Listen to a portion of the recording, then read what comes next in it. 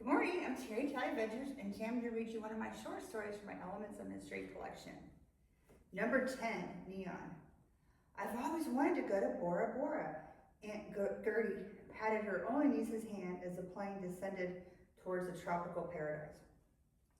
Me too, just not under these circumstances. I hope this cure for your Alzheimer's works. Edith squeezed her 8-year-old aunt's hand and stared at the window, the beautiful blue-green waters of Bora Bora.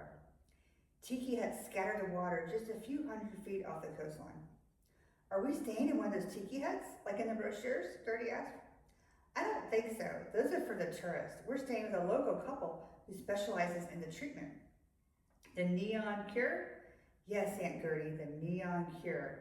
Relief washed over Edith. Relief that her aunt's memory remained intact during her flight. And relief that her Alzheimer's/dementia would soon be a distant nightmare. She read all about the neon cure on the internet. The treatment was 99% effective, but could only be done in Bora Bora. That's where the neon leeches lived, the only place on Earth. But they couldn't be transported to the United States. The Uber driver dropped them off at their destination, a bungalow on the beach. Here we are. Edith reviewed the Uber driver on her iPhone while he took their luggage out of the trunk. Welcome to Bora Bora, home of the neon cure. I'm Maria. A tiny Polynesian woman greeted them. Her bronze skin and black hair radiated in the sunlight. She spoke with the wisdom of a 100-year-old, but with few wrinkles, making it difficult to pinpoint her age. Thank you so much for having us. Edith shook Maria's hand and tried not to think about the staggering $100,000 fee for the treatment, the neon cure. But she couldn't bear to watch another relative succumb to dementia, which unfortunately proved hereditary. She only hoped that one of her relatives would step up and bring her to Bora Bora for the neon cure when and if her time came. After settling into their room, which was more like a hospital room than a hotel, Maria presented them with a gazillion forms to sign. Edith and Gertie signed away without reading anything. But 3 words jumped out on the last page. Risk of death? Risk of death? What? I thought this treatment was 99% effective. Does that mean 1% end in death? Oh, don't worry about that. Lawyers, you understand. Maria waved her hand nonchalantly. But this says risk of death for me. I'm just traveling with my aunt for her treatment. Ah, but you're the one who has to swim in the ocean to catch the leeches. You don't have to go deep, and the water is clear. But there are sharks in the ocean, you know. Maria shrugged, like it was no big deal. Why do I have to catch the leeches? What am I paying you all this money for? Edith shook her head incredulously. Edith, dear, can you please take me to bingo at 3? Aunt Gertie asked in her sweet voice. She remembered her name, but her mind thought she was back in the nursing home, which offered bingo every day at 3. She's losing again. I better get this over with. Fine, I'll do it for my Aunt Gertie. Edith signed the forms and crossed her arms like a stubborn child refusing to eat her vegetables. Thank you. Now we can begin. How do I go about catching these leeches? What do they look like? Edith asked. Well, you don't exactly catch the leeches. They catch you, Maria explained. How do they catch me? And again, what do they look like? Edith asked with frustration. You swim in the ocean. Naked is more effective because more flesh is exposed to the water. In the salt water, the leeches are invisible. Naked? Invisible leeches? How will I know if they latch onto me? Edith's tone rang with fear. Oh, you'll know. Believe me, you'll feel it, Maria said. Does it hurt? Immensely. But once you shower with fresh water, the leeches will wash right off you, and you can see them. They're beautiful neon creatures, mostly pink, but with yellow and green and orange neon markings. They remind me of the caterpillar from Alice in Wonderland. But why me? Why do I have to be the one to catch the leeches? Because you're a blood relative of the recipient, Maria said matter-of-factly. Can you walk me down to the cafeteria? Dinner will be served soon, and I'd like to line up early to get my good seat by the window, Aunt Gertie asked. Her mind was back in the nursing home in St. Louis. I'm doing this for her. I'm doing this for Aunt Gertie. Fine, let's get this over with. Edith stood, walking towards the beach naked, save for a towel. Edith avoided the gaze of the perverts who obviously knew they were about to get a show. She'd show them. She Her feet hit the brisk blue-green water. The waves were calm today, and the visibility was amazing. She could see her red-painted toenails on the sandy bottom. Waiting until she was shoulder high in the water, she finally removed her towel and watched it float away in the water. Ah, take that purse. Something struck her right thigh. Excruciating pain flowed through her. Then her left arm, then her stomach, then her bare bottom. Ouch, it burns. Fully submerge yourself in the water. The leeches love to hide in hair. Maria hollowed from the shore. Fine, let's get this over with. Edith ducked down into the water and closed her eyes. She felt the tiny invisible creatures swimming through her hair. They clung to her body and the pain was unbearable. I'm done, I've caught plenty.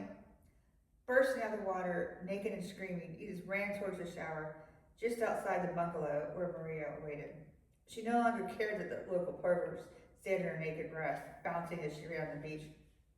Get these things off of me now! Maria motioned for Edith to stand in the shower over a blue plastic tarp to catch the creatures. Edith stood on the tarp as the hot water painfully poured over her body. Once the fresh water hit the leeches, they turned neon pink, just like Maria said they would. Brushing them off her arms and legs, neck and stomach, relief washed through her as the leeches dropped onto the blue tarp and squirmed. A little help, please. I can't reach them all, Edith pleaded. I can't touch them. Only a blood relative can contact the leeches, Maria explained. Edith pulled them off one by one. The ones she couldn't see, she still felt sucking her blood. I think I got them all. Looking down, dozens of neon pink leeches squirmed on the tarp. Maria placed the glass aquarium filled with water on the tarp and said, Put the neon leeches in here. Nodding, Edith picked up dozens of leeches and plopped them into the aquarium. Blood oozed from each of her wounds, and she screamed, bleeding. Am I supposed to bleed like this? I'm afraid so. Now, wash with a special soap they provide, then apply peroxide and Neosporin to your wounds. You did good, Miss Edith. That was the most leeches I've ever seen caught by one human before. Maria studied the leech-filled aquarium as if it were a pot of gold. Don't you have medical personnel to tend to my wounds? Edith hollered with her frustration. Sorry, you'll have to tend to your own wounds. We can't risk infection. It's in the liability waiver that you signed. Fine, that's better work. Edith washed her body with the special soap. The smell of antiseptic filled her nostrils and she sneezed. After drying off the fluffy towel, she dabbed peroxide-filled cotton balls onto her wounds. It burned her flesh. Welts swelled on her wounds where the leeches had attached. She applied tons of Neosporin to heal her body. Bloody, swollen leech wounds. Donning the soft blue pink robe and fluffy slippers, Edith walked towards the bungalow. Her legs ached and her stomach rumbled. Kneeling, she vomited on the white sand. A local boy dug up the vomit-filled sand pile and placed it into a bucket before scurrying off like he risked infection. Standing, she wobbled towards the bungalow and passed out on the doorstep. Maria hunched over Edith's unconscious body. Edith opened her eyes, and Maria's face appeared above her. Bring her in. She's infected with the neon virus. Two orderlies wearing surgical masks and gloves carried her inside. They passed a room with dozens of glass aquariums varying in size. Some held small neon leeches, like the one she just caught to cure Aunt Gertie, but some of the tanks were huge and filled with neon leeches the size of a human. That's our treasure trove of neon leeches. The full-grown ones are priceless. The pharmaceutical companies buy them for $15,000 an ounce. They use them in chemotherapy for cancer patients. One orderly said to Edith, you made us a fortune today with all those baby leeches. Not that you'll remember any of this. Horror filled Edith, and she vomited again. You're burning up, miss. That's the neon fever kicking in. We'll get some antibiotics into your system and start the IV to hydrate you. But you're in for a rough couple of days, if you make it that long, one orderly said. Shh, you talk too much, the other orderly scolded. After what felt like an eternity of fever-induced dreams and severe vomiting, Edith woke up with Maria smiling over her bed. I have wonderful news. Your Aunt Gertie is cured, all thanks to you. She'll be going back home to St. Louis. good as new. But as for you, I'm afraid the leeches infected you with an incurable virus. We can't send you back home. We can't even bury you or burn your body, or the virus will spread. I'm afraid we'll have to feed you to the leeches. It's all in the paperwork that you didn't bother to read. Gertie disembarked the plane at Lambert Airport in St. Louis and was greeted by her adorable granddaughter. Grandma, you're back. Did the neon cure work? Are you better now? Judy asked. Yes, my dear, I'm cured. Now I remember who you are and where I am, Gertie smiled.